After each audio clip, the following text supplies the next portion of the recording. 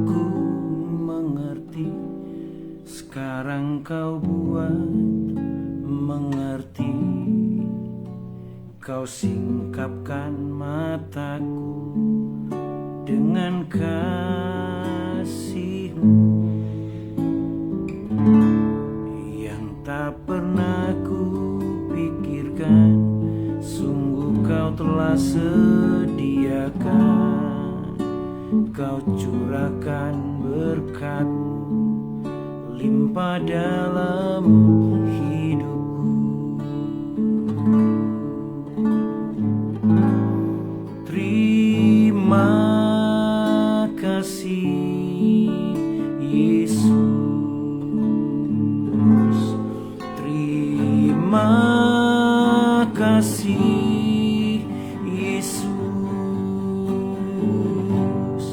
Ku beri syukur hanya bagi-Mu, ya Allahku, ya Tuhanku.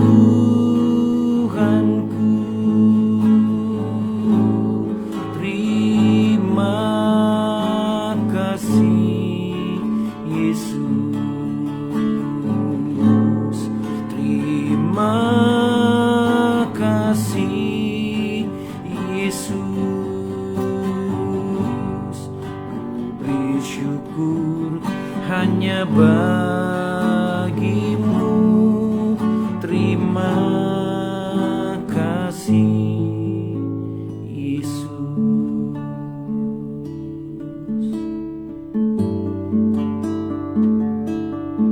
Terima kasih.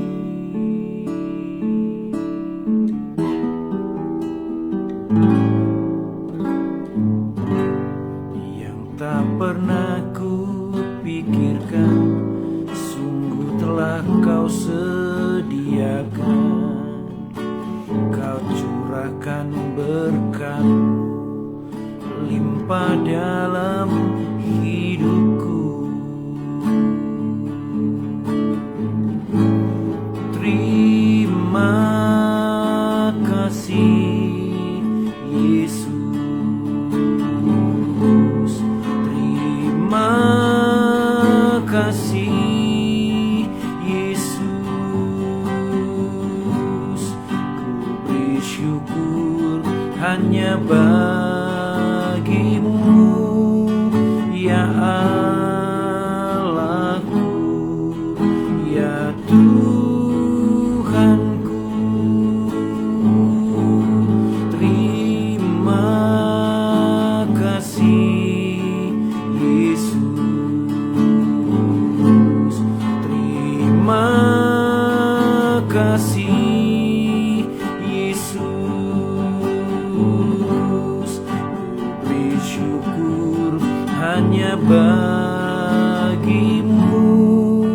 Terima kasih Yesus.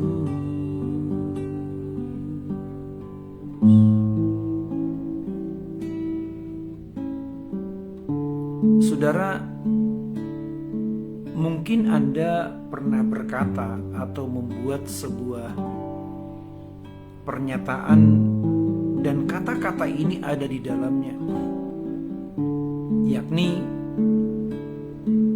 gak nyangka ya, saya gak nyangka, saya gak memperkirakan, saya gak pernah terpikir segala sesuatu bisa terjadi dan menjadi seperti itu.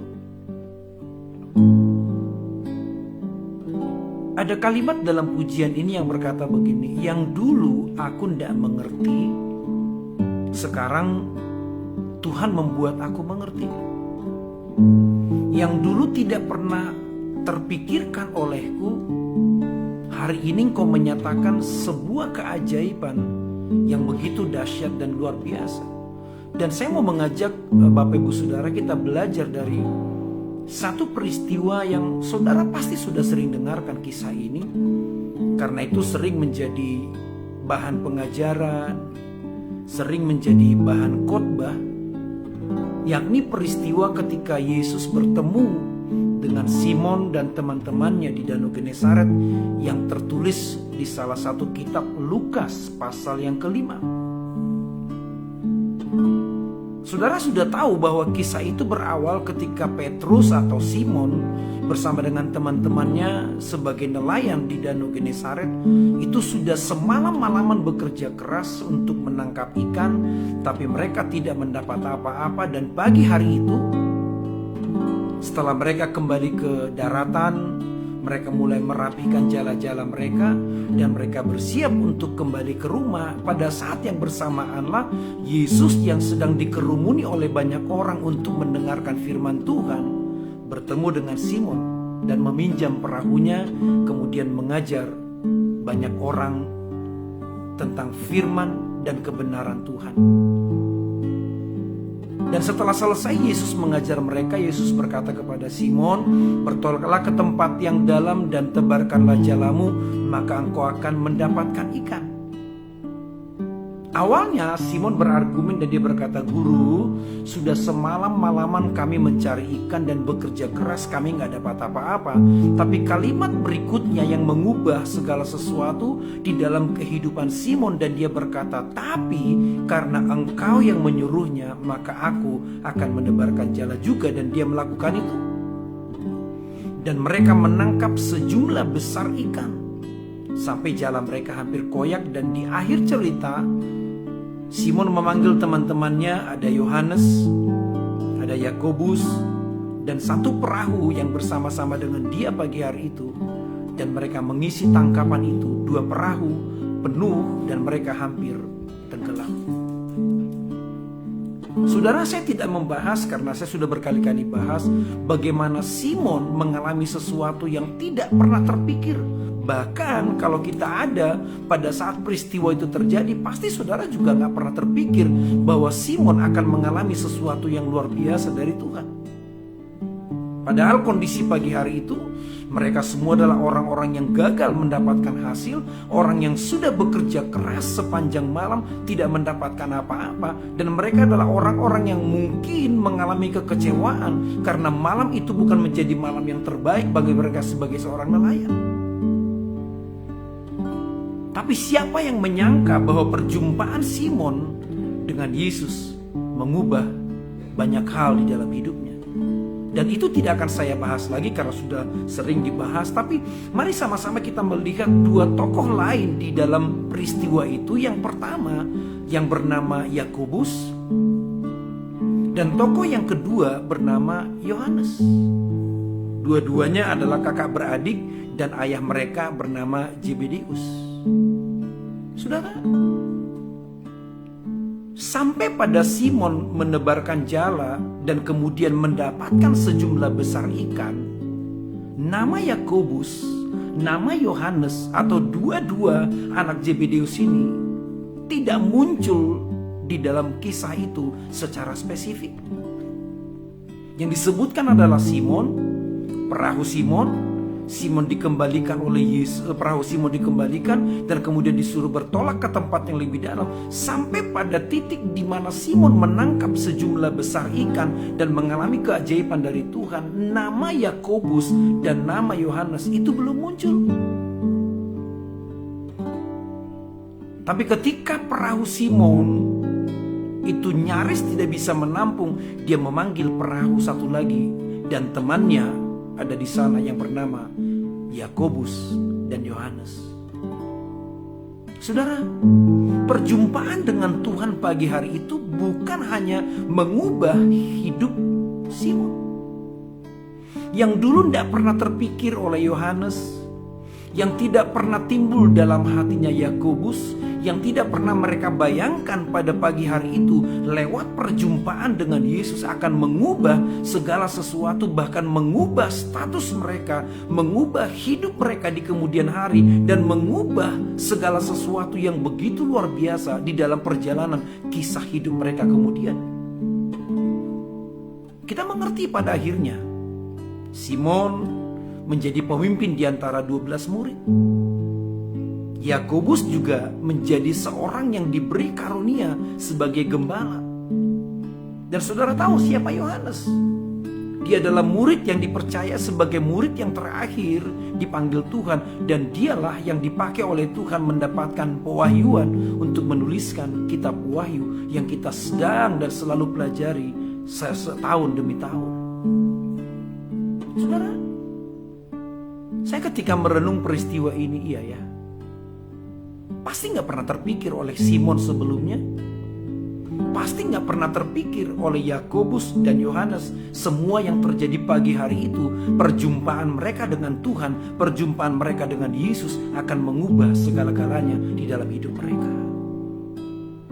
Dari nelayan yang gagal, dari orang-orang yang tidak mendapatkan apa-apa, bekerja sepanjang malam dan mereka berjelilalah sepanjang malam, tidak mendapatkan apa-apa. Tapi perjumpaan mereka dengan Tuhan pagi hari itu, yang tidak pernah mereka pikirkan sebelumnya, itu mengubah semuanya. Saudara,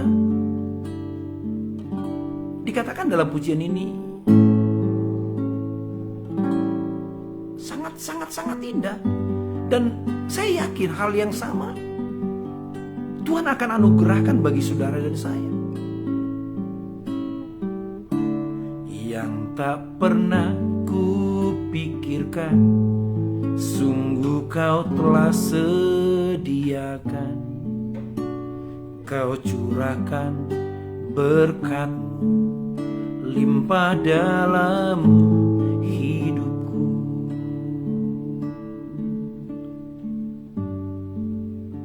Pagi hari itu status mereka adalah nelayan yang tidak mendapatkan apa-apa. Pagi hari itu status Simon, Yakobus, Yohanes adalah nelayan-nelayan yang sudah bekerja keras sepanjang malam dan tidak mendapatkan hasil apa-apa. Tapi yang dulu mereka tidak mengerti, di akhir cerita mereka akhirnya paham. Yang tidak pernah terpikir oleh Simon, di akhir cerita dia berkata, Tuhan, pergilah daripadaku, karena aku ini orang berdosa. Kenapa? Sebenarnya itu adalah kalimat yang sangat spontan, karena Simon tidak tahu lagi mesti ngomong apa. Melihat apa yang luar biasa dikerjakan oleh Tuhan, Simon mengatakan kalimat itu karena dia takjub. Begitu banyak ikan yang mereka tangkap, padahal waktu itu bukan waktu yang tepat untuk mendapatkan ikan. Saking takjubnya Simon, dia tidak tahu lagi mesti ngomong apa. Dia berkata, Guru, pergilah daripadaku karena aku ini orang berdosa, orang yang tidak layak. Kenapa? Takjub, dia heran. Dia berkata, ajaib apa yang dia alami lewat perbuatan Tuhan pagi hari itu, dan tidak pernah terpikir oleh Simon sebelumnya. Saudara, ada 2 poin yang saya mau sama-sama kita renungkan dalam pertemuan kita hari ini. Yang pertama, jangan pernah menyesali, jangan pernah mengutuki, dan jangan pernah menyalahkan di mana engkau ada hari ini, seperti apa situasimu hari ini, dan seperti apa pekerjaan, pelayanan, status, apapun yang ada padamu hari ini, dan di titik mana engkau ada hari ini. Saya katakan sekali lagi, belajarlah mengucap syukur apapun yang sedang Tuhan izinkan terjadi. Saat itu status Simon adalah nelayan, Yakobus, Yohanes adalah nelayan, para penangkap ikan di Danau Galilea. Dan hari itu status mereka adalah orang-orang yang gagal mendapatkan hasil. Mungkin mereka berkata, ini adalah malam yang sangat tidak mengenakan. Kalau bahasa hari-hari mungkin orang berkata ini adalah malam yang sangat sial bagi mereka sebagai nelayan. Tapi belajar dari peristiwa itu, saya mau mengajak Bapak Ibu Saudara, jangan pernah menyalahkan siapapun. Jangan pernah menyalahkan keadaan, jangan pernah menyalahkan Tuhan. Di titik mana, di dalam karir seperti apa, situasi seperti apa, di mana engkau ada hari ini, apapun yang terjadi, saya mengajak saudara dan saya hari ini belajar mengucap syukur. Mungkin kau berkata, saya sedang ada dalam titik gagal. Simon juga ngalamin. Mungkin kau berkata, saya sedang berada pada situasi yang sangat tidak mengenakan. Yakobus juga ngalamin, Yohanes juga mengalami. Mereka berada pada situasi yang sudah lelah sepanjang malam dan hasilnya tidak dapat apa-apa. Tapi peristiwa perjumpaan mereka dengan Yesus, saya mengajak Bapak Ibu Saudara mengucap syukurlah dalam segala hal. Yang dulu tak ku mengerti, sekarang kau buat mengerti. Kau singkapkan mataku dengan kasih-Mu yang tak pernah ku pikirkan. Sungguh kau telah sediakan. Kau curahkan berkat-Mu limpah dalam hidupku. Terima kasih Yesus.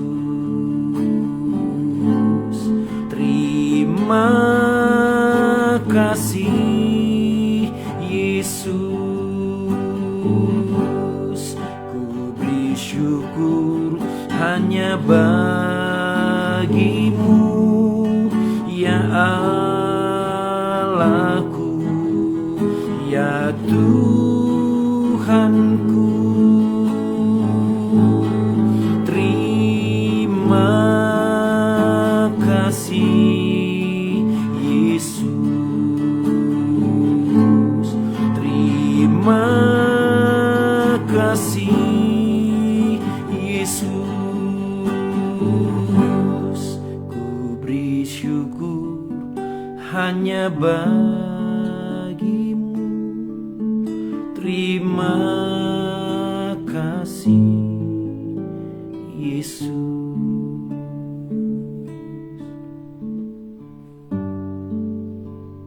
Kita tidak pernah tahu di hari apa, minggu yang keberapa, bulan yang keberapa, dan kondisi seperti apa perjumpaanmu dengan Tuhan secara spesifik akan mengubah segala sesuatu di dalam hidupmu. Oleh karena itu mengucap syukur.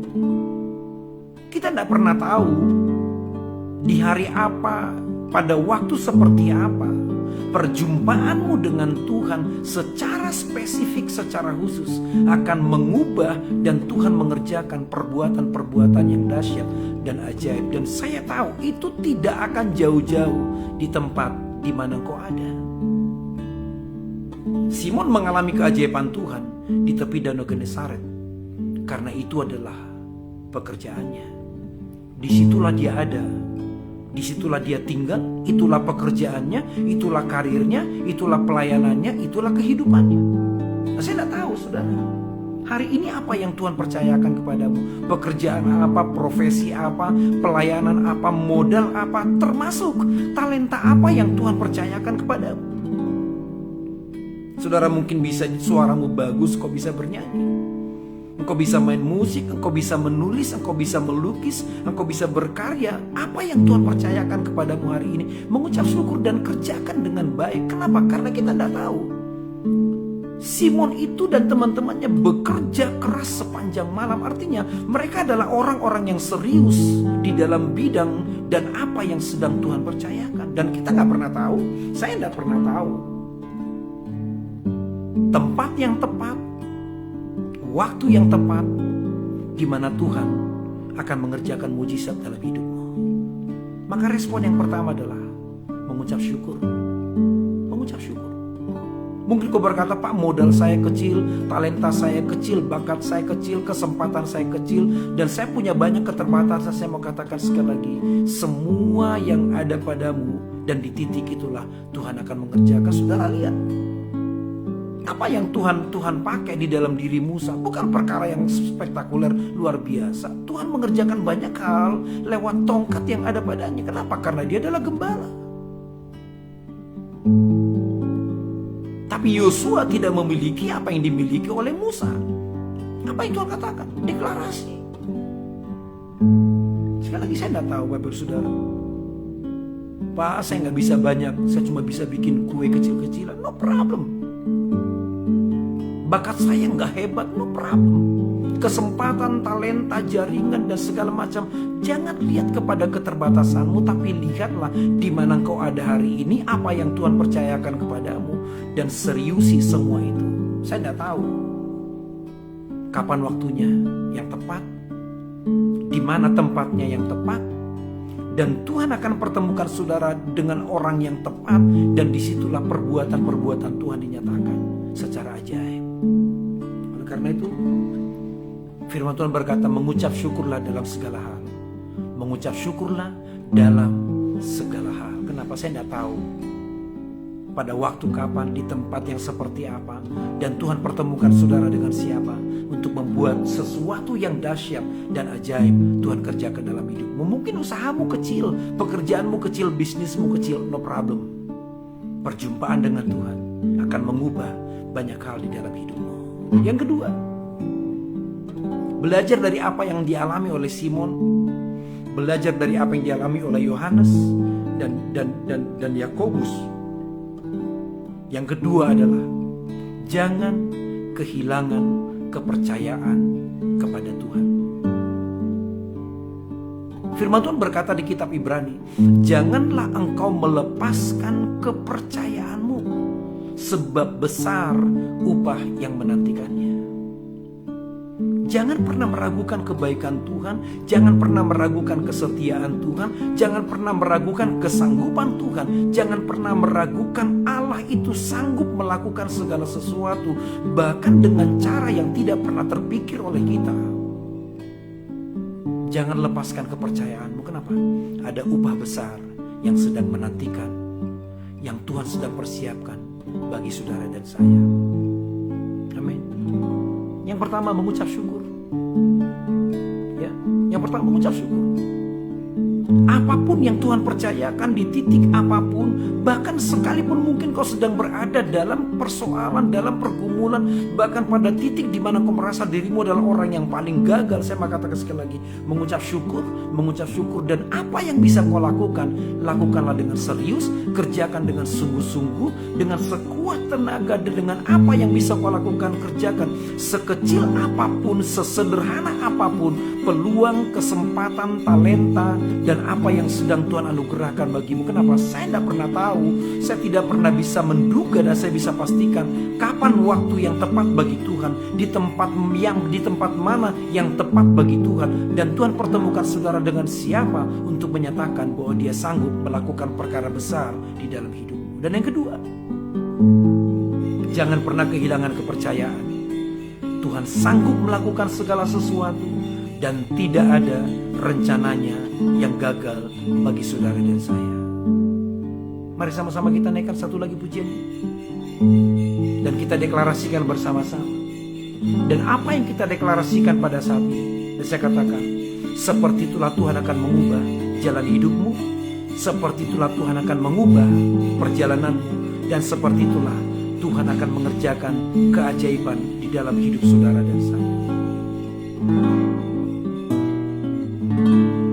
Yang dulu tak ku mengerti, sekarang kau buat mengerti. Kau singkapkan mataku dengan kasih-Mu yang tak pernah ku pikirkan. Sungguh kau telah sediakan. Kau singkapkan mataku dengan kasih-Mu yang tak pernah ku pikirkan. Sungguh kau telah sediakan.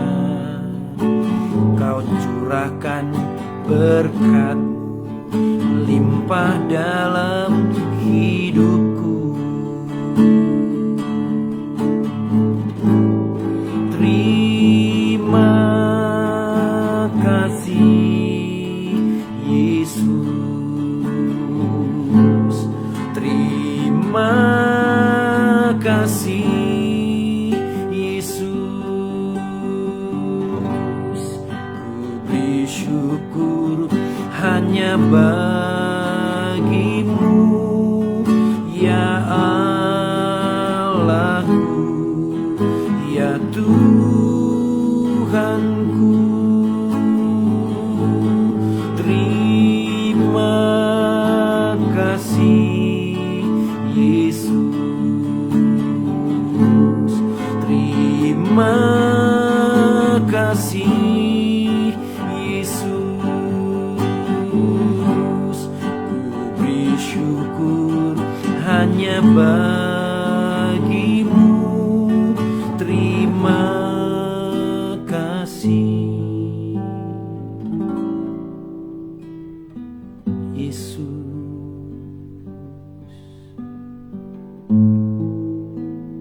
Seperti Simon mengalami keajaiban Tuhan di dalam kegagalannya sebagai seorang nelayan, dan Tuhan mencurahkan berkat-Nya limpah pagi hari itu. Bukan hanya Simon, tapi juga Yohanes dan juga Yakobus, dua perahu yang pulang dengan kosong terisi penuh, bahkan nyaris tenggelam karena begitu banyaknya ikan yang mereka tangkap. Sekalipun waktu itu menurut manusia bukan waktu yang tepat, tapi Allah memberkati mereka.